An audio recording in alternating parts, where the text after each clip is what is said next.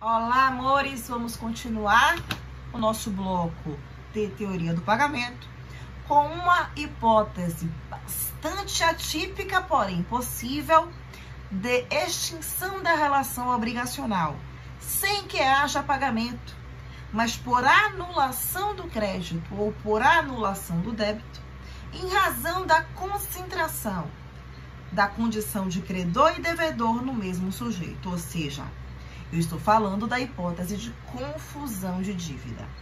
A confusão de dívida ocorre quando um mesmo sujeito, Fernanda, por exemplo, concentra em si a condição de credor e devedor, ou seja, quando uma pessoa se torna credora ou devedora dela própria, razão pela qual o crédito ou débito se tornam inexequíveis e há uma anulação. Em que hipóteses esquisitas é possível que ocorra essa confusão? Vou citar dois exemplos.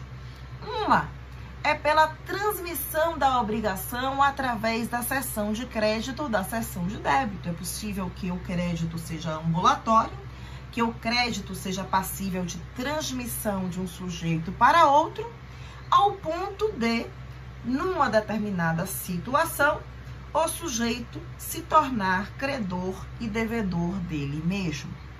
Outra hipótese é quando, por uma transmissão patrimonial através da sucessão, a transmissão mortis causa, o sujeito acaba herdando o próprio crédito a que faria jus, razão pela qual esse crédito também se torna inexequível. Então, são duas situações absolutamente simples, atípicas, porém possíveis, que não se confundem com o próximo assunto que nós vamos tratar agora, que é a compensação de dívida. É diferente. Na confusão, um único sujeito, Fernanda, se torna credora e devedora dela mesma, razão pela qual não há possibilidade de solvência, não há possibilidade de execução desse crédito ou dívida. Por outro lado, a compensação ocorre quando dois sujeitos se tornam recíproca e simultaneamente credor e devedor um do outro. Vamos imaginar então que eu me torno credora de A e A se torna a minha credora. Então, eu sou credora de A é minha credora, razão pela qual, em determinadas circunstâncias, cumprindo determinadas condições, esses créditos podem, ou dívidas podem se igualar a ponto de serem compensados. Então, o que é que diz aqui o artigo 368 do Código Civil Brasileiro? Se duas pessoas forem ao mesmo tempo credor e devedor uma da outra, as duas obrigações extinguem-se até onde elas se compensarem. Então, vamos lá. Eu sou credora de João em razão de uma dívida que ele constituiu comigo no valor de R$50 por aquisição de um livro. Eu vendi a ele, então, um livro no valor de R$50 e sou credora desses R$50. Por outro lado, ele me prestou um serviço e é credor em razão do serviço prestado a mim no valor de R$40. Então, eu sou credora dele em 50, ele é meu credor em 40. O que é que pode ocorrer? Vamos facilitar a nossa situação, João. Eu ainda tenho, em relação a ele, um crédito de quanto? De R$10. Os créditos são compensados até o montante em que eles se tornam equivalentes. Fazemos uma subtração. Se eu sou credora de 50 e ele é credor de 40, subtraindo 40 de 50, temos aí um saldo remanescente em meu favor de R$10. É uma situação simples. Porém, é possível que qualquer crédito seja compensado? Quais são as condições, os requisitos para que a compensação seja possível, Nandinha? Primeiro requisito: Para a compensação ser imposta por lei, imposta pelo juiz numa situação eventualmente litigiosa, é preciso que os créditos recíprocos sejam fungíveis. No exemplo dado, percebam, eu sou credora de João em R$50, ele é meu credor num valor de 40. Estamos falando de créditos pecuniários, créditos da mesma natureza, a fungibilidade. Então, pode, numa eventual situação litigiosa, numa situação em que eu venha, por exemplo, entrar com uma ação de cobrança de dívida contra João, ele pleitear que venha me pagar somente 10, em razão do crédito que ele também tem em relação a mim no valor de 40, sim, é possível. Mesmo que eu resista a essa compensação, pode o juiz impor, porque ele reconhece um dos requisitos da compensação, que é a fungibilidade. Créditos recíprocos que têm naturezas idênticas, naturezas fungíveis. Mas é possível que sem fungibilidade ainda assim haja compensação? É possível. Só que essa compensação, ela não poderá mais ser imposta pelo juiz numa situação litigiosa. Ela só poderá ocorrer se as partes assim desejarem. Então, o requisito geral é reciprocidade de créditos fungíveis entre si. Porém, créditos não fungíveis podem ser compensados desde que as partes, desde que os envolvidos concordem expressamente com essa compensação. Exemplo, sou credora de João no valor de R$50 e ele é meu credor numa prestação de serviço, numa obrigação de fazer. Temos créditos não fungíveis. Eu sou credora em razão de um crédito pecuniário, ele é meu credor numa obrigação de fazer. Poderia o juiz impor, por exemplo, valorando aí essa obrigação de fazer, poderia impor a compensação? Não. Se eu resisto a essa compensação, não, eu quero receber o meu valor. No entanto, caso nós dois venhamos a concordar, é possível que uma obrigação de fazer seja compensada com uma obrigação pecuniária, com uma obrigação de dar coisa certa, coisa incerta, não importa a natureza dessa obrigação? Sim. Então, é possível a dispensa da fungibilidade, mas tão somente na compensação voluntária. Outro requisito é a validade dos créditos recíprocos. É preciso que o crédito que eu tenho em relação a João seja válido, assim como o crédito de João em relação a mim também seja válido. Porque no momento em que eu reconheço a compensação de créditos inválidos, eu estou confirmando a validade dos créditos, eu estou ratificando a validade dos créditos. E um crédito cuja origem, por exemplo, é ilícita, é um crédito nulo, é um crédito inexequível. Se eu, por exemplo, sou absolutamente incapaz e me torno credora de João no valor de R$50, não pode ser oposta à compensação, ainda que nós venhamos a desejar essa compensação, porque o crédito que eu tenho em relação a ele é nulo de pleno direito, ante o fato de eu ser uma menor impúbere no exemplo dado. Vamos então aqui ler o artigo 369 do Código Civil. A compensação efetua-se entre dívidas líquidas vencidas e de coisas fungíveis. Já falamos então que a fungibilidade é dispensada na compensação voluntária. Professora, e quanto à liquidez do crédito? O que seria um crédito líquido? O crédito líquido é um crédito quantificado. Eu devo valor, mas eu devo que valor? Eu devo R$50, eu sou credora de R$50.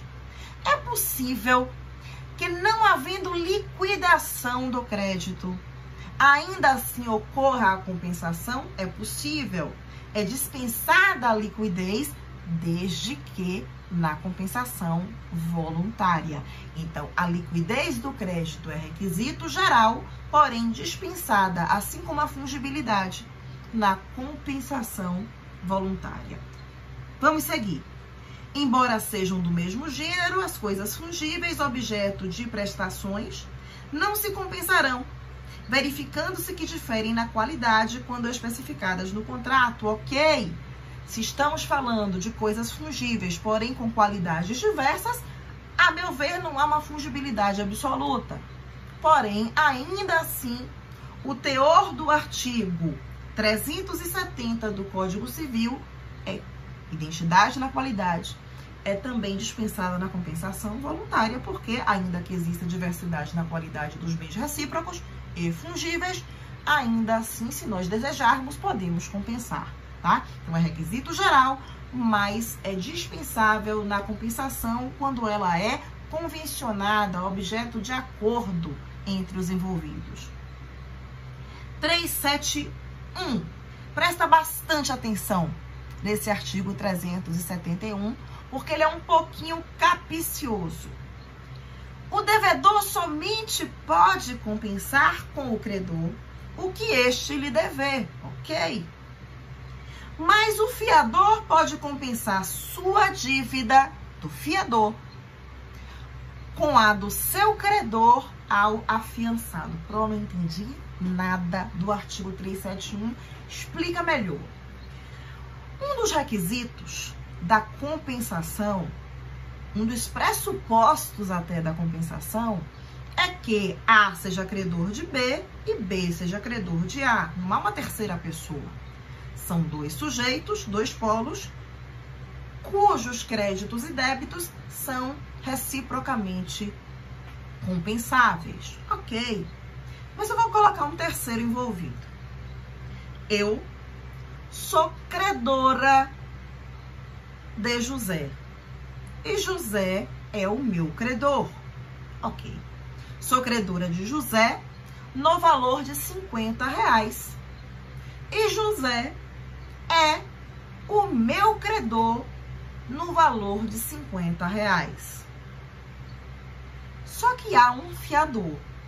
Que fiador é esse? Em razão do crédito que eu tenho em relação a José no valor de R$50, Protu é a fiadora. Uma terceira interessada, portanto. Eu procuro loucamente esse devedor, José. E o endereço desse devedor não é localizado, tá lá então, ó, mudou-se, endereço incerto, não localizado. Imediatamente, sem pestanejar, aciono a professora Tuane na condição de fiadora, na condição de terceira interessada. Só que ela, coincidentemente, é também minha credora. Por que ela é minha credora? Porque ela me vendeu aí uns cremes anti-rugas e eu não paguei a ela o valor devido por esses produtos.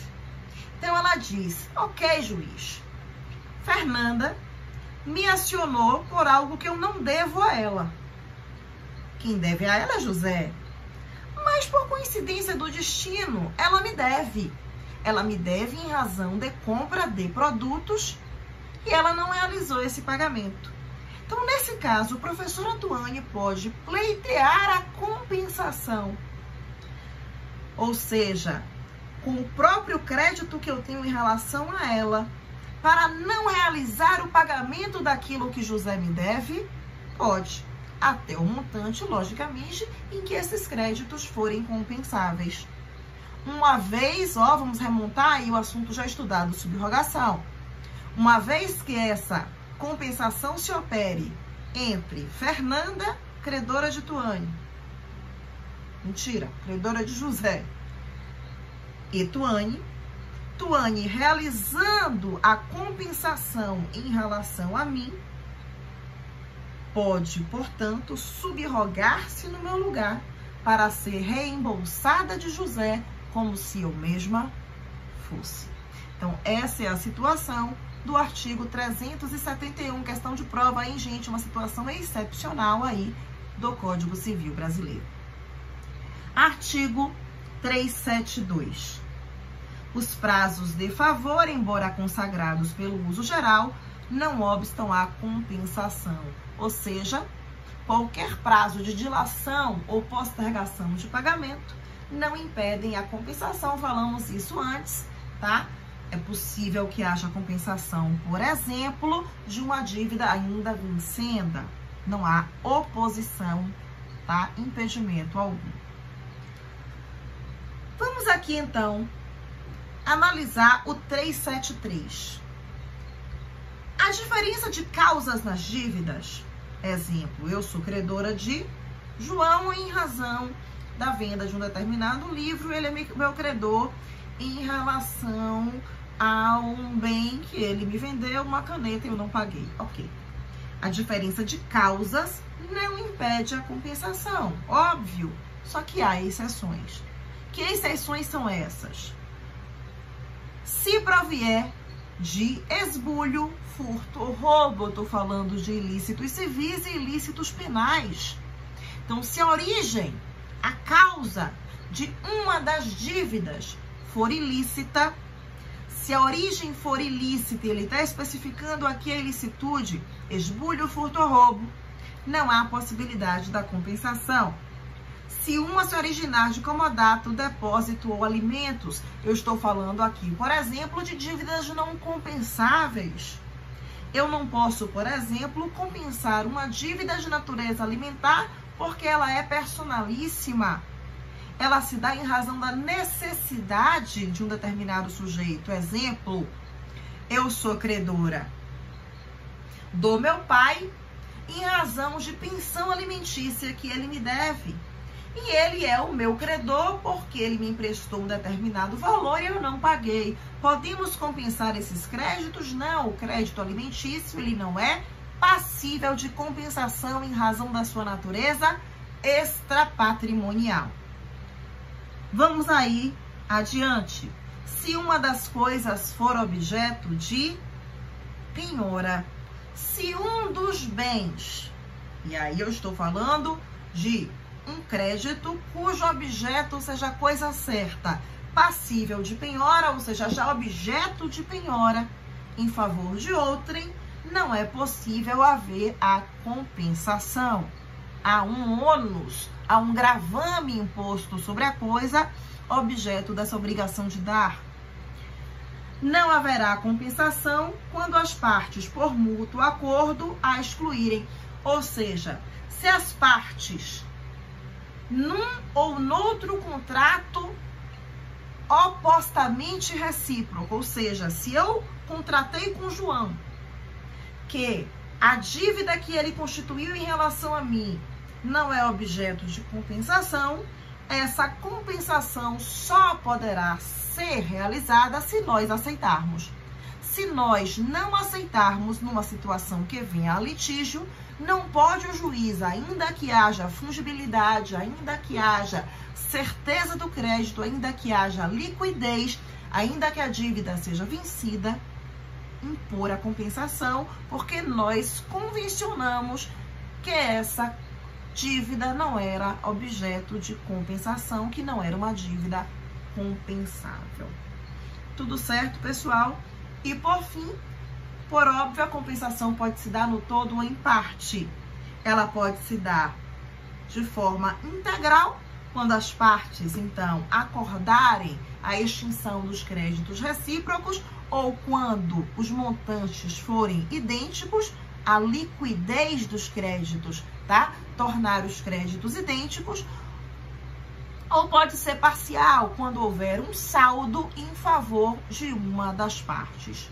Havendo saldo, prossegue o crédito em favor daquele cujo saldo se operar. Se existir identidade, haverá extinção recíproca do vínculo obrigacional, não havendo mais as partes nada a reclamar, salvo se, por algum motivo, essa compensação se tornar inválida a posteriori. Se ela se tornar inválida, resolve-se a obrigação, resolve-se a compensação realizada e as relações obrigacionais originárias se restabelecem como se a compensação nunca tivesse ocorrido. Vamos lá, qualquer dúvida, nós conversamos aí por WhatsApp, nós conversamos nas nossas aulas online. Beijo a todos.